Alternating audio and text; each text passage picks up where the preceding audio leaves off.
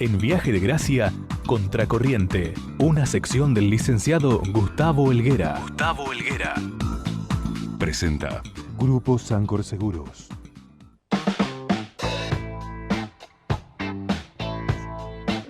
Bueno, qué buena que es la solidaridad, ¿no es cierto? Térmica. Por supuesto, por supuesto. Además que es una condición natural que yo llevo desde el año 1973. Teniendo tantas condiciones para el resultado que se busca en esa cerveza fría, ¿no?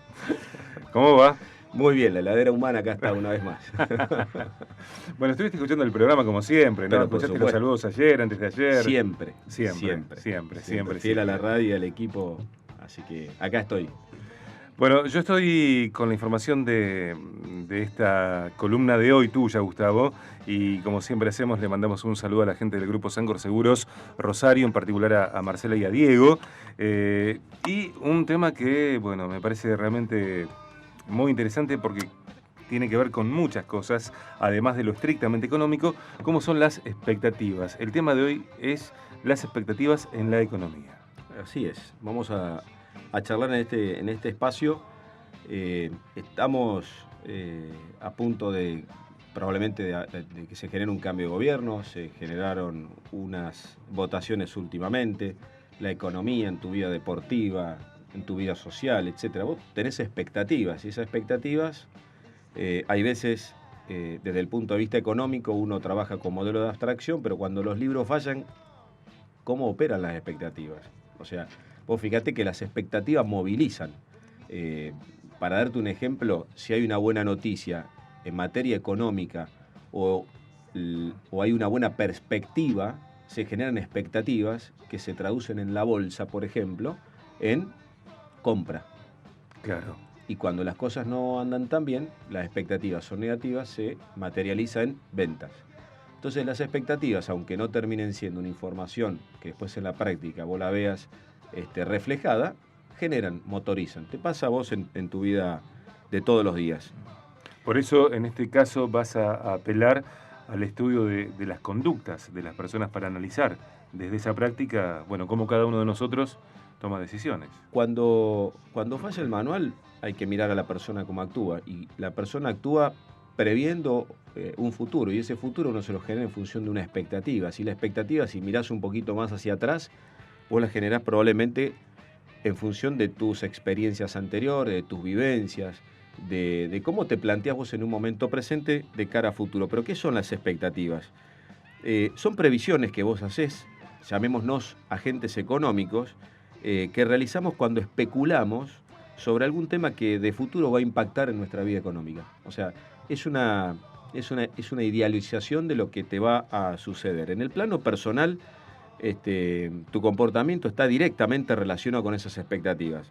Te decía recién, si las expectativas de algo son buenos, a vos te genera como una sensación de bienestar, claro, de placer, llamarle hasta la generación misma de endorfinas si querés, porque te genera una adrenalina de pensar que algo bueno está por suceder. Y vos ves que te vas motorizando, claro, hacia eso.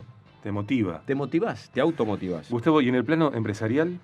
En el plano empresarial, por ejemplo, hagamos el ejemplo de, no sé, las paritarias que una o dos veces al año se presentan, donde hay grupos de interés y donde los trabajadores tienen una perspectiva y el empresariado tiene otra perspectiva.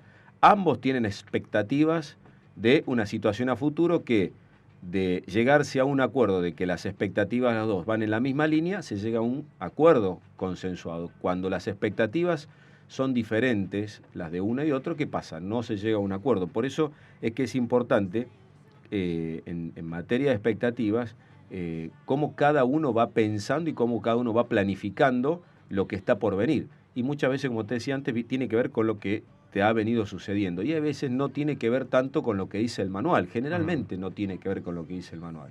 Un autor de referencia para vos es Keynes y él tiene, bueno, su propio punto de vista bien interesante sobre las expectativas. Keynes es uno de los tantos pensadores económicos que él decía en sus escritos que las expectativas son un factor exógeno, digamos, como que es algo que viene dado y que la gente, el factor económico, el agente económico no puede hacer nada para cambiar esa realidad. Y que si vos tuvieras que pensar, no sé, en nuestro caso, cuál sería la inflación de nuestra economía de hoy, nosotros no podríamos hacer nada en función de lo que decía Keynes para modificarlo, cambiarlo. Era un dato nada más y que con eso no se podía hacer nada. Pero hay también otro enfoque que tiene que ver con las expectativas adaptables, o sea, cómo vos te adaptás a esa realidad. Y tiene que ver con cómo se planteaba el pensamiento de las expectativas de cara a futuro. Y se planteaba que si la expectativa de inflación, ponele, eran altas o bajas en un año, en función de eso vos adaptabas tu pronóstico a futuro. No vamos a entrar en el tecnicismo, pero más o menos la idea era esa. Ahora, la realidad vos sabés que, por ejemplo, cuando te dicen o escuchás por la tele que aumentó el precio del petróleo, automáticamente vos ¿qué pensás? Que todo se va a empezar a correr. Que todo se va a empezar a correr. Por ejemplo, que ese aumento va a repercutir profundamente en el resto. En absolutamente todo, porque todo se mueve y lo que se mueve tiene de alguna manera, digamos, un consumo de combustibles. Entonces vos ya sabés que ya no es una expectativa, sino que es una realidad. Te avisan, o sea, aumentó a partir de hoy el precio del combustible y del petróleo, vos ya sabés que eso tiene un impacto económico. Ahora, también puede pasar de que sabés que dentro de poco va a haber un aumento en el precio del petróleo como consecuencia, por ejemplo, de una mala producción este año. Entonces automáticamente se genera una expectativa de que los precios van a ir subiendo. Entonces después empieza la carrera especulativa, donde si tenés, no sé, el dueño de una estación de servicio, ¿qué haría? Compraría a lo mejor 2 tanques más y se los queda, los guarda. Empieza toda una carrera, digamos, contra la especulación, que lo que hace generalmente es acelerar los procesos. Hay este modelo de las expectativas adaptables, hay veces ignora determinadas variables del contexto. Son más tecnicismos, pero básicamente la idea es que uno se adapta con las expectativas y lo que viene sucediendo para hacer una proyección a futuro. Y en el año 1970, otro autor hablaba de las expectativas racionales, un tal Robert Lucas. Son autores de la nueva economía clásica. Y este modelo ya es mucho más terrenal, o sea, menos de laboratorio y más de lo práctico, y parte del supuesto de que la gente aprende de sus propios errores y que también somos capaces de poderlo corregir para que las predicciones, aunque podamos volver a equivocarnos, sean mucho más precisas que las que hacíamos antes. A ver, seguimos hablando de las expectativas en la economía, en la columna del licenciado Gustavo Helguera, que acompaña el Grupo Sancor Seguros. Una pregunta que nos nace es: ¿cómo se forman las expectativas? Las expectativas,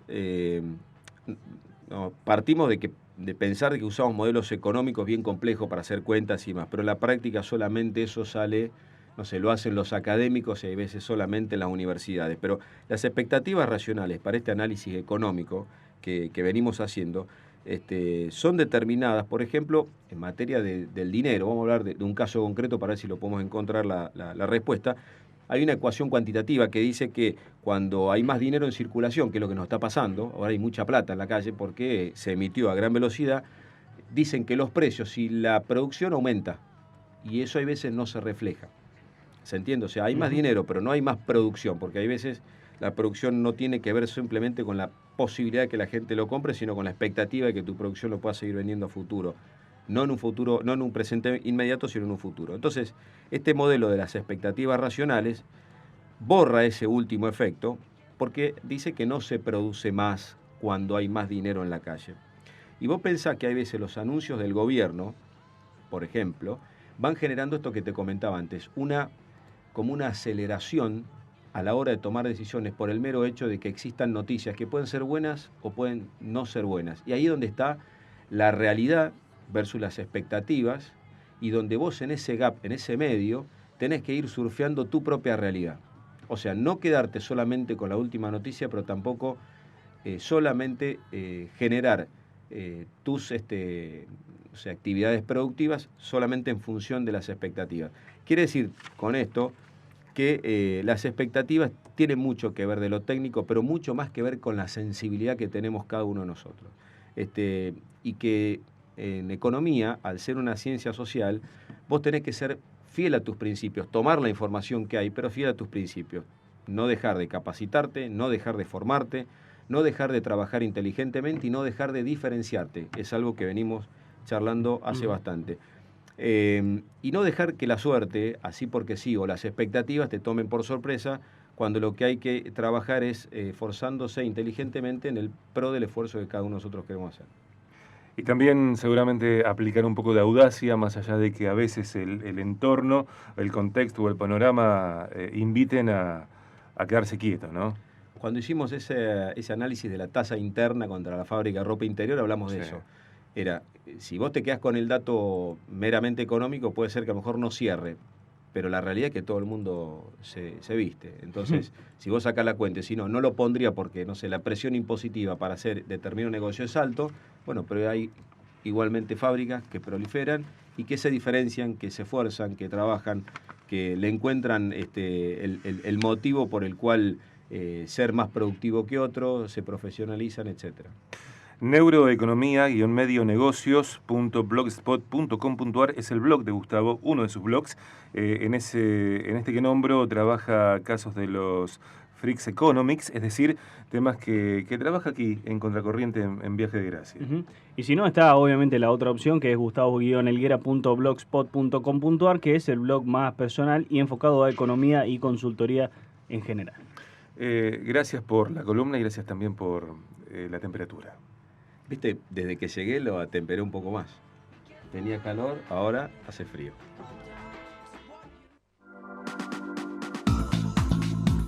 Contracorriente. Gustavo Helguera, en Viaje de Gracia. Presentó.